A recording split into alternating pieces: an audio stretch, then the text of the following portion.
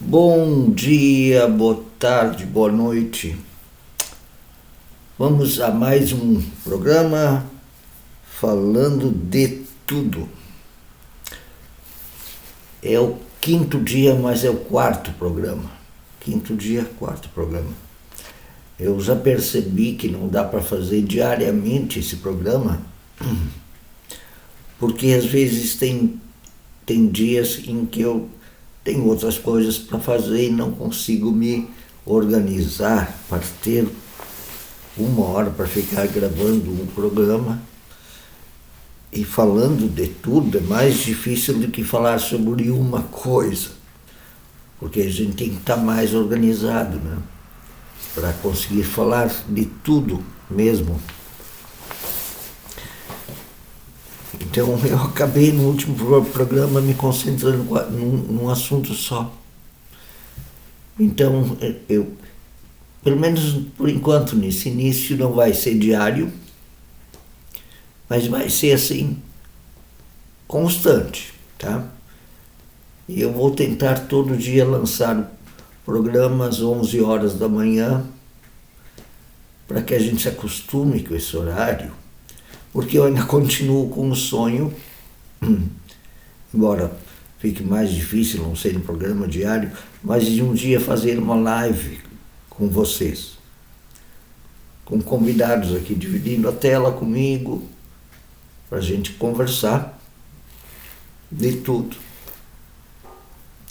E na live vocês poderem também, outras pessoas que não estão na tela, poderem mandar diretamente participações, críticas, perguntas, através de chat, de mensagens. Então hoje, nesse programa falando de tudo, nesse dia 14 de setembro, vamos falar sobre 3 assuntos. 3. Vocês assistiram o filme Bastardos Inglórios, né? Onde o americano faz o 3 assim e os alemães fazem assim. Faziam, não sei se fazem ainda hoje. E aí deu uma baita de uma briga dentro do bar. Assistam Bastardos Inglórios.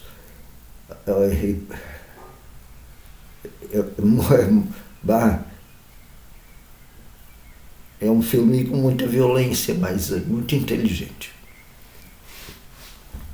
E claro, uma obra de ficção sobre a Segunda Guerra. O que nós queremos tratar hoje, esses 3 assuntos, são muito terráqueos, tá? Muito, muito. ETs,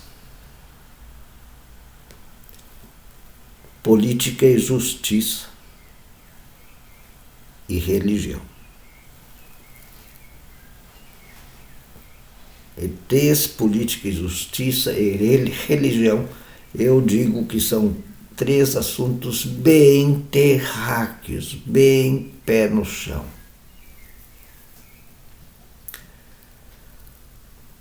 Então vamos lá.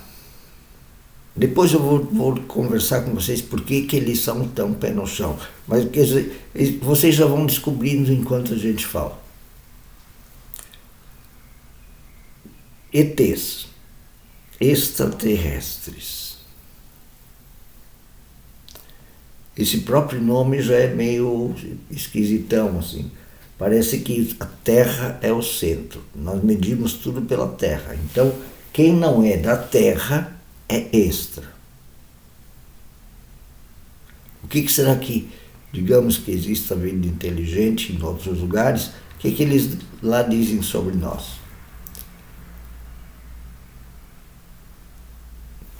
Então talvez seja melhor dizer vida fora do nosso planeta. Será que existe vida fora do nosso planeta? Bom, é difícil discutir isso quando no Brasil ainda existe 10% talvez, por aí, não sei se é esse número, se é mais, mas menos eu acho que não é. Por cento de pessoas que acham que a Terra é plana. E quando alguém fala que vacina causa AIDS, tem gente que acredita.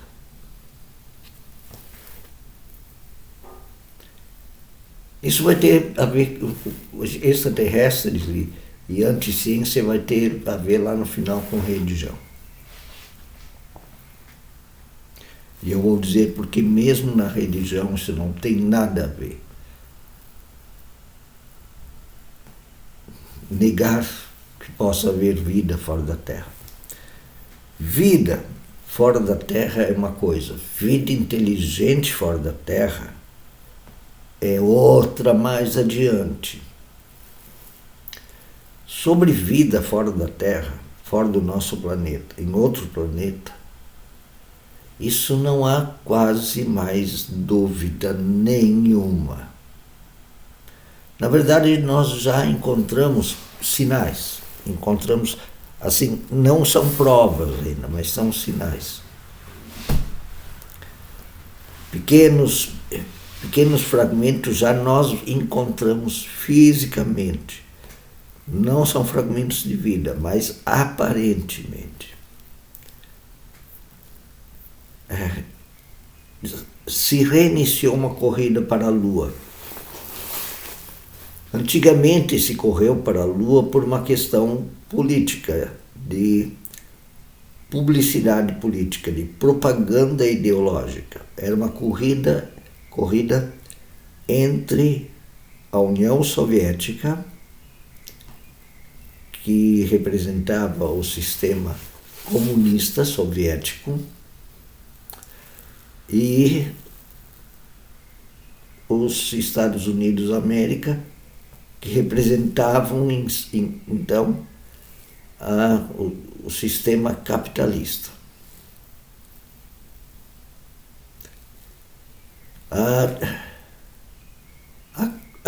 Essa corrida se baseava nisso, por isso que eles queriam chegar o mais rápido possível ao espaço e à Lua. E sabem quem ganhou a corrida ao espaço? A União Soviética. Em 1959, eles colocaram um satélite no ar. Um satélite em órbita da Terra. Ele só ficou pouco tempo, acho que 1 ou 2 dias, uma coisa assim. Era um satélite chamado Sputnik. Era uma bola, nem era muito grande, de metal, com um radiotransmissor que ficou circulando em volta da Terra. Esse primeiro satélite artificial da Terra, colocado na atmosfera baixa da Terra, não sei quantos quilômetros, 100 e poucos quilômetros, acima da superfície da Terra, ele, na sua velocidade, ele ficou girando pouco tempo, porque ele está numa órbita muito baixa, foi puxado de volta e foi destruído na atmosfera. Se chamava Sputnik. Mas pouco tempo depois, 2, 3 anos depois, a Rússia a União Soviética, colocou em órbita uma pequena nave com uma cachorra, não sei que raça era aquela, uma cachorra chamada Laika, e acho que com o microfone aberto, coisa assim. Ela, quando ela se mexia, quando ela latia, ou grunhia, alguma coisa, grunhia, eu acho que não é grunhia, não tinha motivo para isso. Então eles confirmaram que ela ficou viva no espaço, sobrevivia, mas na reentrada da atmosfera ela morreu, foi sacrificada. A pobrezinha da cadela Laika. Mas a Rússia, a União Soviética, ganhou a corrida ao espaço. Os Estados Unidos colocaram satélites em órbita mais tarde. Acho que a Rússia colocou a Laika em órbita em 61, e Estados Unidos colocou um satélite em órbita em 63. E aí Estados Unidos disse: nós queremos uma guerra mais longa, nós queremos ver quem chega na Lua primeiro. E Estados Unidos fez um esforço enorme durante toda a década de 60 para fazer uma nave, um foguete que impulsionasse uma nave até a Lua, que pudesse pousar na Lua. Até em órbita, os Estados Unidos já chegou primeiro em órbita da Lua e também pousou. O maior foguete já construído, agora parece que tem um maior que não conseguiu decolar ainda, não me lembro o nome dele agora, mas o Saturno V era um monstro foguete com muito combustível, e esse conseguiu então colocar uma nave que fosse até a Lua e conseguisse pousar. Mas também se demolia todo o foguete, mas ele realmente, então, o Saturno 9, em 1969, conseguiu ir até a Lua. Depois de vários fracassos, né? Explodiram vários foguetes Saturno. O Saturno 1 já foi o primeiro desses foguetes. Ele explodiu, fez uma demolição, mas os Estados Unidos queria chegar à Lua porque era uma guerra ideológica, uma guerra de propaganda. Os Estados Unidos tem que ser superior, etc. O Saturno 9 era um enorme foguete, como eu disse. Hoje em dia os foguetes conseguem levantar uma nave ao espaço bastante profundo, com menos combustível, uma parte do foguete até retorna.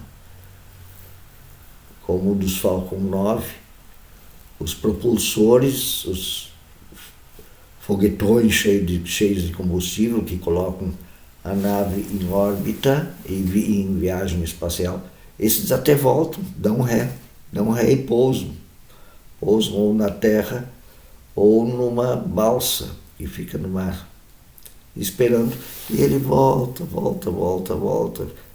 dando disparos dos foguetes e pousa então em uma balsa ou na Terra mesmo. Dá a ré, o foguete dá a ré. Impressionante, né?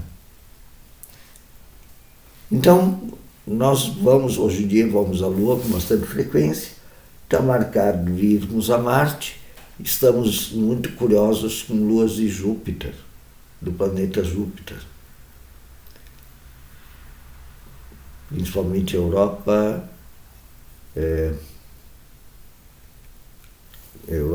qual é o outro? E tem algumas luas ali que são tem muita possibilidade de ter vida. Tem oceanos sob camadas de gelo. Mas na Lua nós já encontramos alguns sinais assim interessantes de elementos naturais que poderiam sustentar vida, mas lá não tem condições, não há atmosfera. Mas em Marte se encontra também, temos algumas naves pesquisadoras lá, e também se encontra, assim, ainda não são definitivamente sinais e provas de que houve vida, mas estão perto, muito perto. Parece que encontraram lá pequenos, assim, sinais de que animais, de que células vivas de animais, ou até animais mais que unicelulares, bactérias, vírus, podem ter deixado sinais em pedras. Habitado certas pedras em Marte, ou estarem frequentando certos minerais em Marte. Eu não me lembro como é que se chama o nome das marcas que que os seres vivos, mesmo os unicelulares, deixam nas pedras. Tem um nome para isso. Isso parece que foi encontrado. Em Marte, sim, tudo indica que tinha vida, mas não tem mais. Mas o que se acha é que nas luas de Júpiter vai se encontrar. Júpiter, Saturno, talvez, mas Saturno é bastante longe do Sol. Muito frio, mas talvez. Então, vida é sim muito possível, mas aí talvez vida unicelular, bacteriana, ou talvez, inclusive, haja condições de vida maior, vegetal ou animal. Se houver vida animal, pode ser bem maior, ou vegetal, algas, ou sabe-se lá. E assim, uma vida orgânica, quer dizer, baseada em carbono, como as que tem no planeta Terra. É bem possível. Mas o ser humano, ele sonha em encontrar vida inteligente. Isso há muito, muito tempo. Então, desde das décadas de 50, 1950, até antes, se tem a imagem do marciano, que é então uma das primeiras formulações para estes alienígenas inteligentes. E com isso também todo o medo da invasão alienígena, etc. E como com a questão das viagens à Lua, que voltou a corrida à Lua, e não são os Estados Unidos e Rússia só, a União Soviética nem existe mais, né? Mas muitos países. A China já está com robôs pesquisando lá na Lua. E a Índia colocou agora um robô pesquisador, um rover, um carrinho com laboratório e tudo. Pousou uma nave no Polo Sul da Lua, porque a Lua vai servir para duas coisas. O He3, hélio 3, que seria uma molécula de alho. Desculpe, quando começo a falar muito dessa tosse. Está muito frio hoje aqui também. Ó, tem um casaco. Eles estão querendo pegar moléculas de hélio formadas por 3 átomos de hélio. Isso vai ser um combustível muito útil. Ele é muito pouco encontrado na Terra, mas em Marte ele parece bastante mais comum e vai ser um ótimo combustível para naves espaciais, para seguir adiante da Lua para Marte e tal, e o Sistema Solar. Marte, Júpiter, Saturno, né? Vida, assim, é uma questão de tempo para nós encontrarmos. Mas como o ser humano gosta de sentir medo, ele vem com ele tem esse pesadelo, essa paranoia de que os ETs vêm e vão invadir e que já vieram, podem estar entre nós, né? E realmente, às vezes, vê umas coisas esquisitas no céu. Então, nos Estados Unidos, houve um congresso sobre os Unidentified Astronomical Phenomenon, não sei como é que se diz, mas são os UAP, Fenômenos Astronômicos Não Identificados. Houve um congresso nos Estados Unidos e tem gente que diz que viu mesmo, mas até hoje nunca foi provado. É engraçado que esses caras que fotografam UFOs, as máquinas deles de fotografia são sempre muito ruins.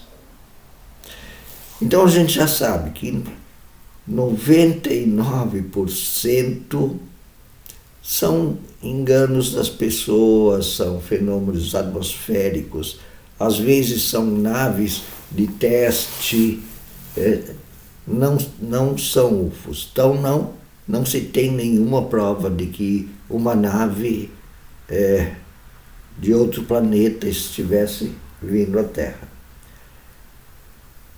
E no México, lá no Congresso Nacional do México,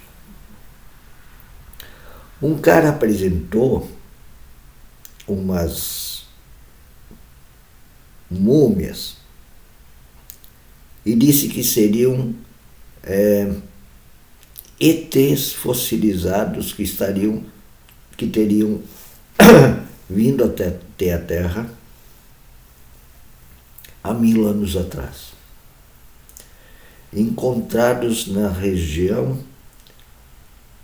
do deserto de Nazca.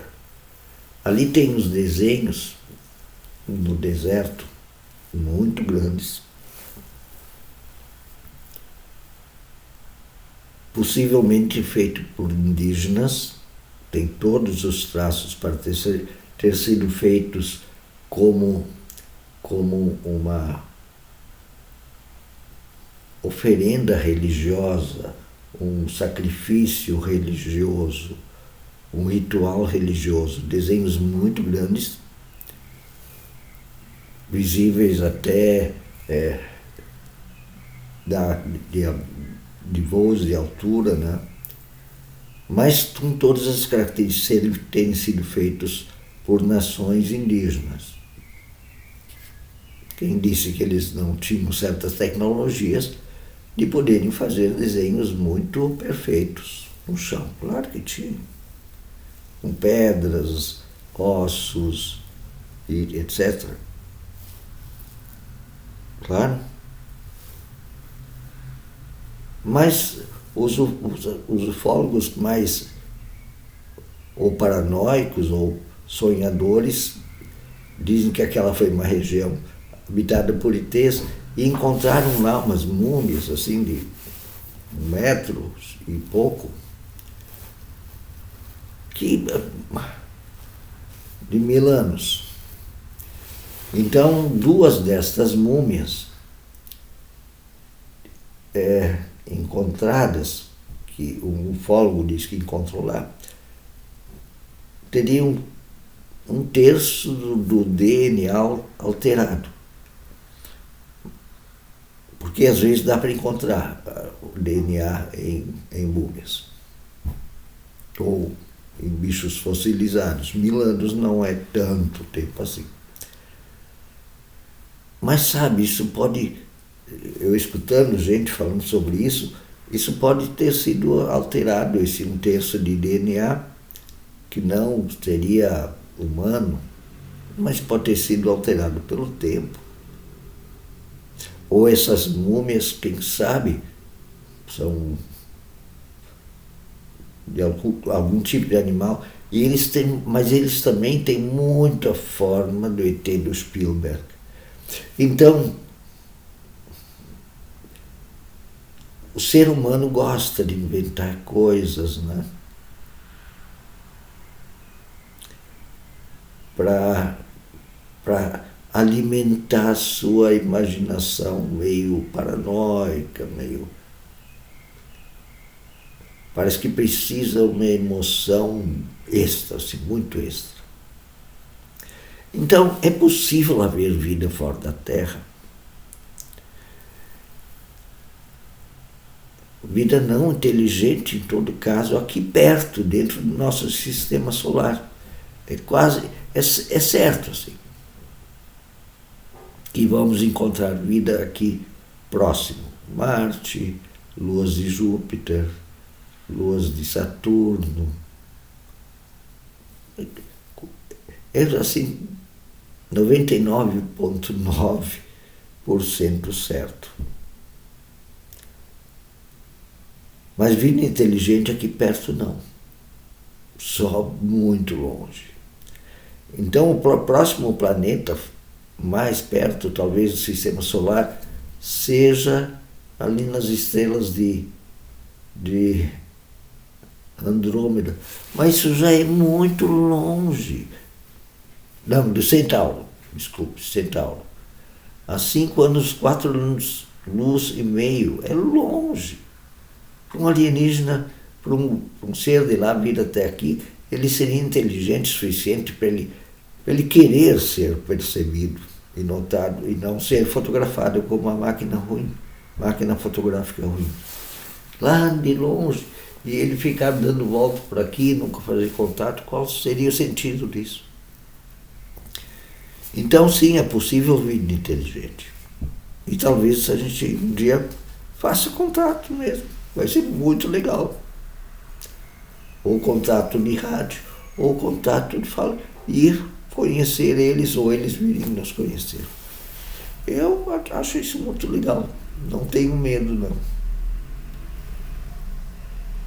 Acho que uma civilização que viaja tanto, trilhões, 4 trilhões de quilômetros no espaço, gastando toda essa energia, toda essa tecnologia, não viria aqui para nos dar tiro e nos matar. Vocês não acham?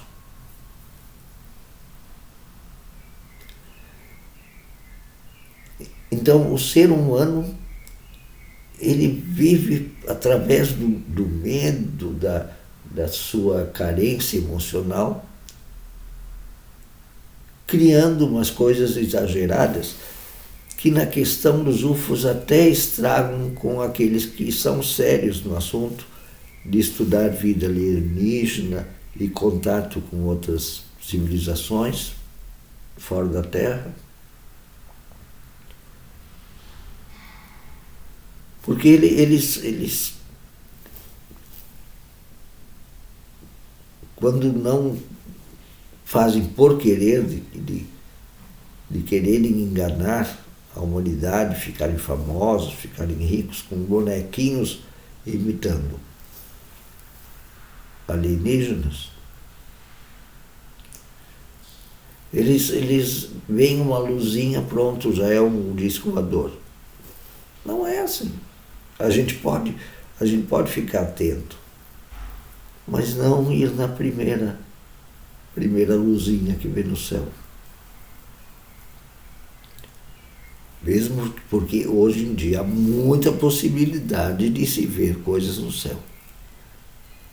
desde o altíssimo número de satélites que estão voando, inclusive em órbita baixa, a 300 quilômetros de altura só, e que mesmo quando são pequenos, eles podem refletir a luz do sol, e aí a gente vê, porque eles se movem, né? Devagarinho. Isso não é devagarinho, eles estão a mais de 20 mil quilômetros por hora.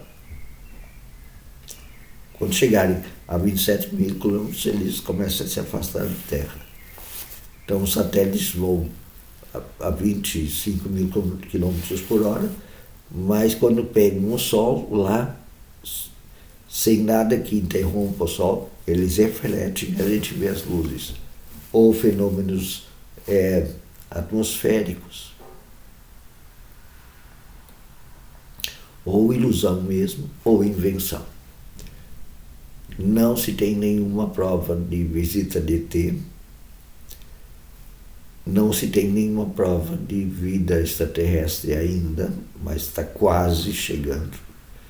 E isso vai acontecer, vamos provar que existe vida extraterrestre. E também vida extraterrestre inteligente, essas estão muito longe. Existe uma fórmula para saber a possibilidade de a gente encontrar vida extraterrestre inteligente. É a fórmula de Drake. Fórmula de Drake. D-R-A-K-E. Pesquise num buscador, pode ser o Google. Fórmula de Drake. Aí ele vai calcular a distância, o tempo de existência do universo. Vai fazer um monte de combinações e nós vamos descobrir o quão difícil é vidas inteligentes no universo fazerem contato umas com as outras. Então tá, eu acompanho as notícias sobre pesquisas de ufologia, mas também eu sou um esperto. Eu não acredito enquanto não for algo muito visível, comprovável, tá? E que não seja exposto ao público. Porque um dia eu tenho uma foto aqui de uma luz que apareceu e ele falou comigo. Falou? As pessoas podem ou podem estar mentindo, ou podem simplesmente ter passado por uma ilusão, uma alucinação.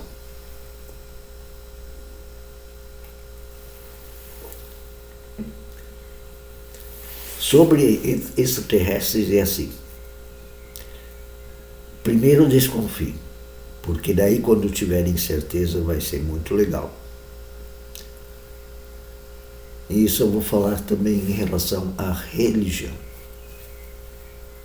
Mas o segundo ponto, política e justiça. No Brasil agora estamos na fase de fazer o rescaldo que foi essa bagunça, esta fase doentia, que foi o último governo, o governo Bolsonaro, que carregava toda aquela ideologia de um fascismo, e até diria de um nazifascismo, ditador, opressor, que queria ser imposto a nós brasileiros, e que ainda está por aí, tá? Mas, graças a Deus, nós eliminamos o governo Bolsonaro E estamos agora levantando muros.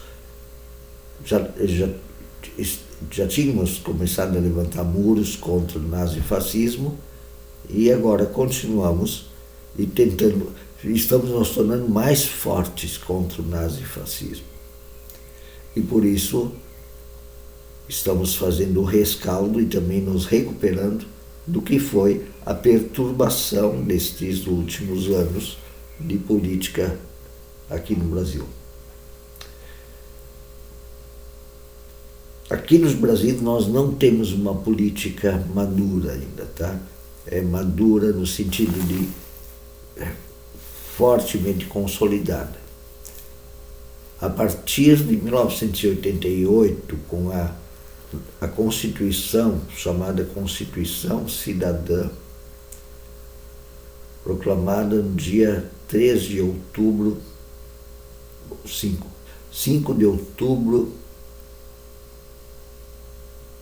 3 ou 5 de outubro de 1988, que foi escrita pelo nosso Congresso Constituinte.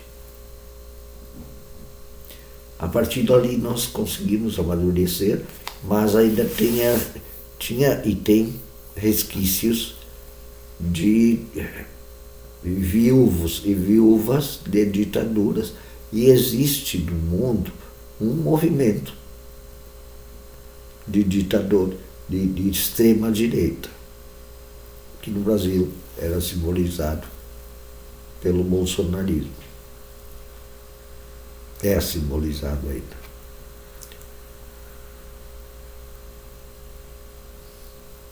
Então nós estamos falando muito nisso, mas na verdade a política brasileira ela sempre foi comandada pelas elites.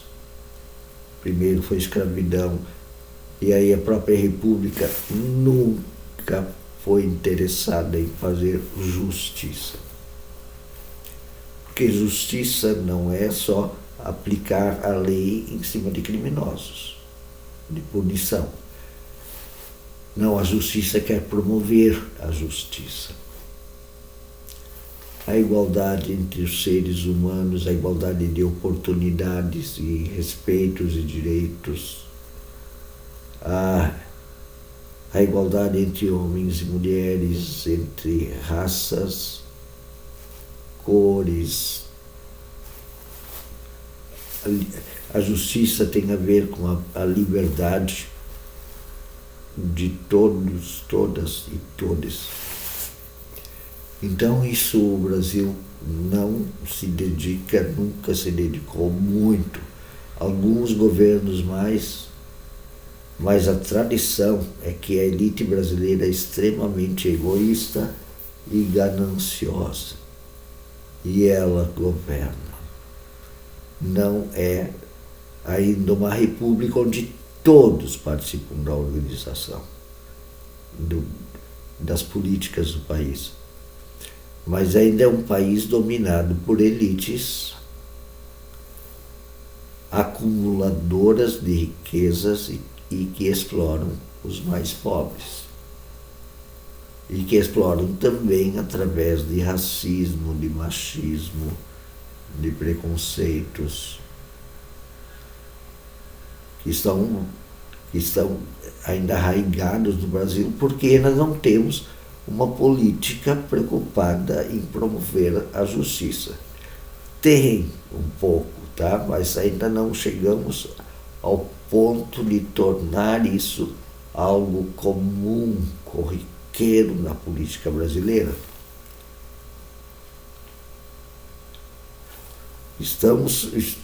Já fizemos bons passos em direção a uma política com justiça, mas ainda não conseguimos chegar lá. E esse último governo, com essa tendência nazifascista, era exatamente o contrário. Era uma política que promovia a injustiça, inclusive a morte. E aí nós temos que realizar o sonho positivo de acreditar que nós podemos chegar a uma política de justiça, de humanidade e de igualdade. Como é que dizia o lema da Revolução Francesa? Liberté, igualité, humanité. Liberté, igualité ou égalité. Igualité e humanité. Liberdade, igualdade e humanidade. Humanidade significando aí duas coisas. Um indivíduo, ser humano, como livre, senhor de si mesmo, e com o seu valor individual, inclusive de dar sua opinião, de ter sua opinião. Não para dizer besteira, mas para ajudar a construir a sociedade.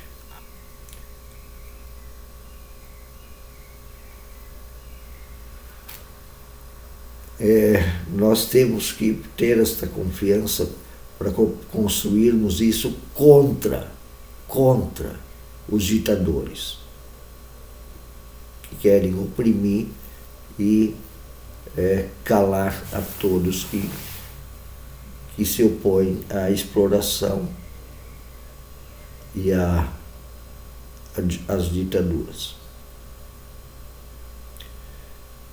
Então nós estamos tentando, está muito difícil, e vejo o governo, esse último governo do Bolsonaro foi horrível, mas isso não quer... E alguns diziam que era para ser perfeito, porque, vamos falar na religião, através da lavagem cerebral dos chamados evangélicos, que não são, disseram: esse é o candidato de Deus, o enviado de Deus para nos afastar do diabo e do comunismo. Tudo jogo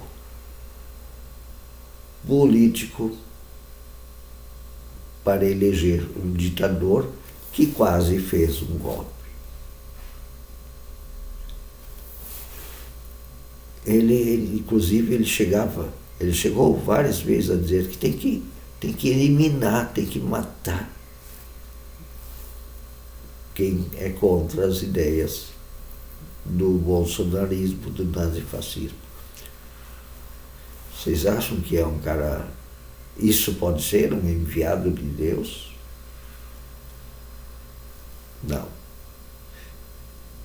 Usar uma religião inventada usando o nome de Deus, porque nem é o Deus da Bíblia.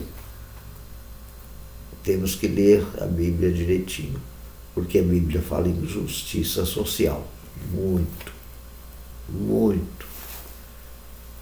E esse tipo de igreja evangélica que promoveu o bolsonarismo e que ainda defende em parte o bolsonarismo, o nazifascismo, não sabe nada da Bíblia, não lê nada dos textos proféticos de justiça social, nem sabe o que é profecia.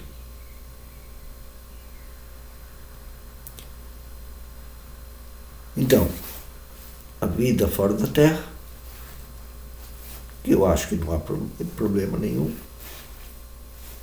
porque é uma questão da ciência, estudar, não é de dogma. A questão número 2, política e justiça. Temos que encarar a política como algo que é racional, não emocional. Não é porque eu gosto de um presidente que ele está certo. Eu tenho que analisar tudo que ele faz, tudo que ele promete não é uma palavra boa, mas qual é o seu projeto? Então, temos que ser desconfiados na política também. Não fazer política com uma espécie de fanatismo. Não, fazer política com a razão. E a religião. Nas duas questões. Porque se temos que ser desconfiados na questão essa de quererem forçar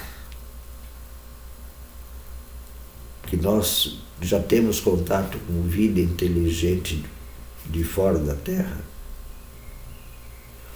o que também passa a ser uma religião, porque tem gente que acredita nisso como se fosse uma questão de ter religião, né? Como se fosse uma disputa religiosa. Não é uma questão científica.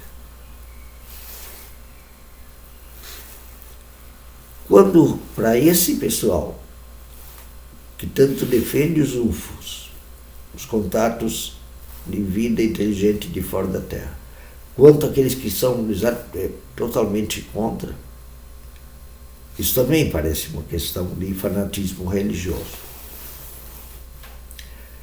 E esses que dizem que só pode haver vida na Terra, vida inteligente na Terra. Sabe, o ser humano, até ele manifesta isso quando ele quer dizer que os aliens vêm aqui à Terra nos visitar. O ser humano tem um complexo de inferioridade.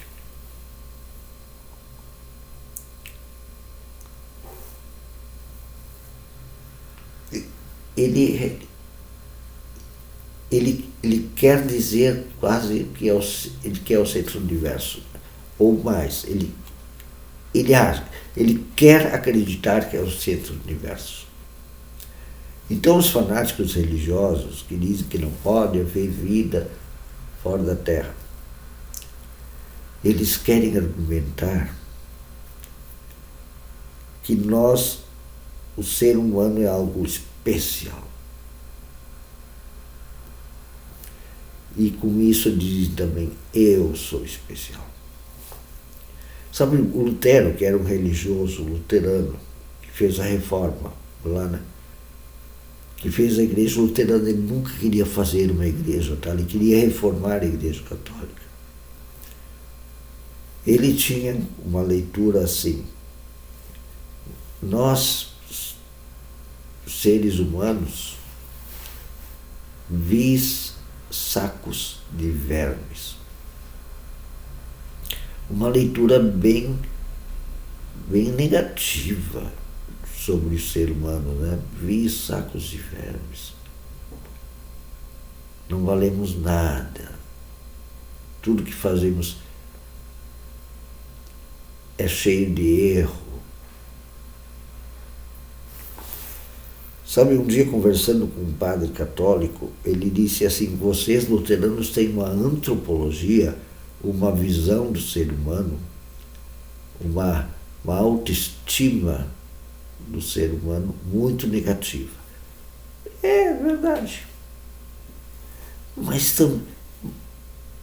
eu acho que tem que ser mais positivo. A gente tem que valorizar. O ser humano faz muita coisa legal, muita mesmo.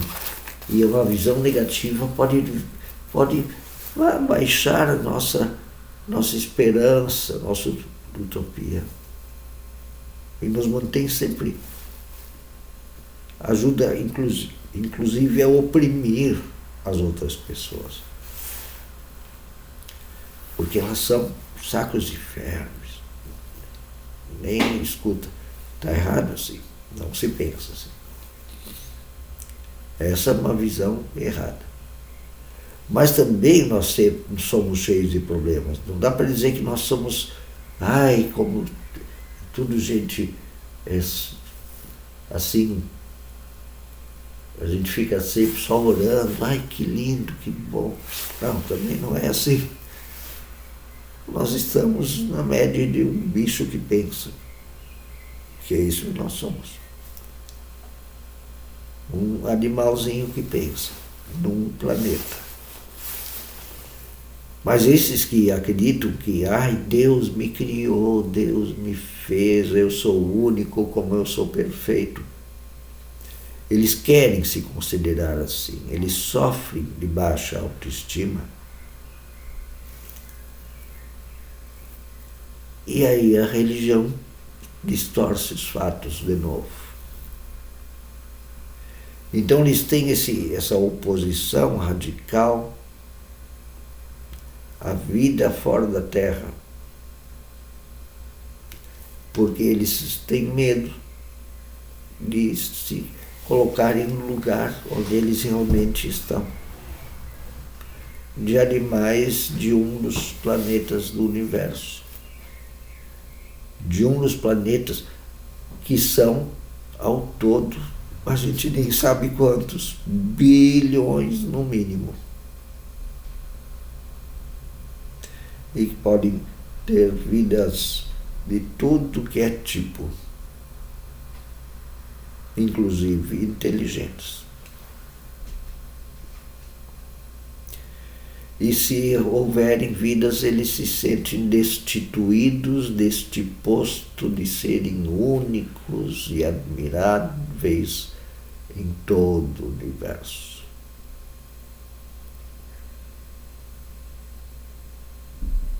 Eles vão deixar de serem seres humanos com capacidades, grandes capacidades, se houver outros seres que não sejam deste planeta?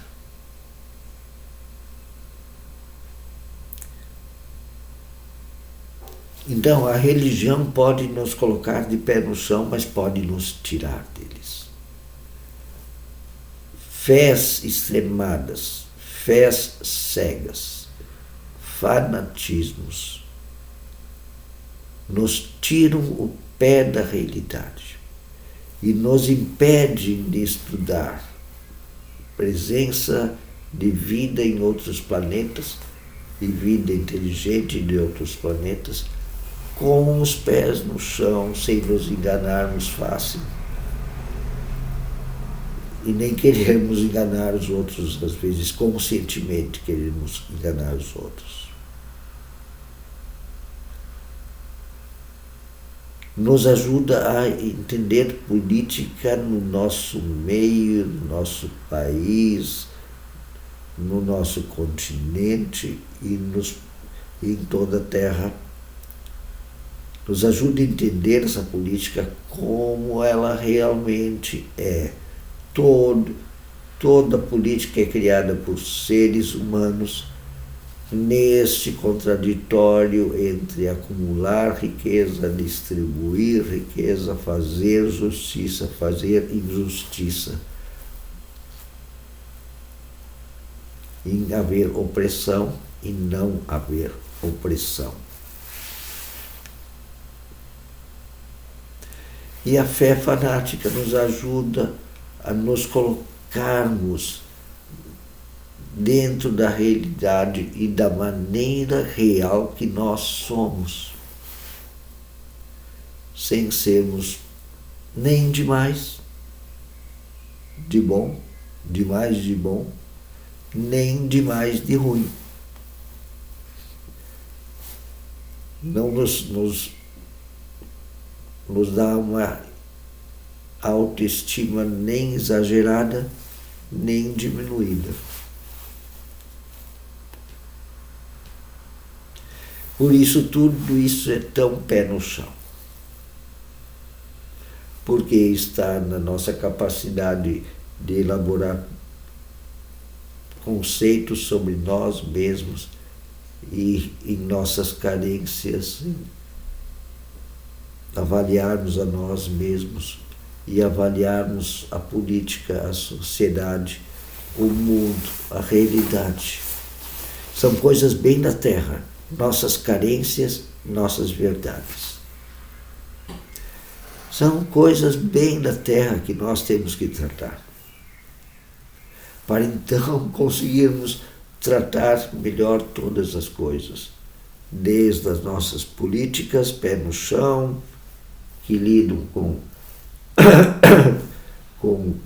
com aqueles que exploram, aqueles que são explorados, com opressões, libertações, com medos e esperanças, coragens, que lidam com as nossas coisas mesmo, que lidam com o que está na terra, que lidam com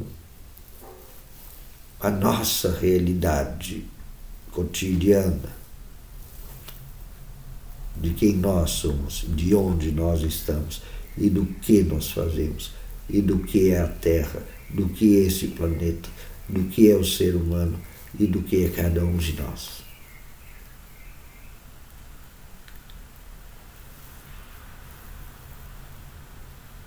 Que a gente consiga olhar isso com os pés no chão, inclusive a religiosidade, a nossa própria religiosidade. E ver se a gente não está se enganando em todos esses pontos. ETs, política e religião. Se a gente não está querendo se enganar.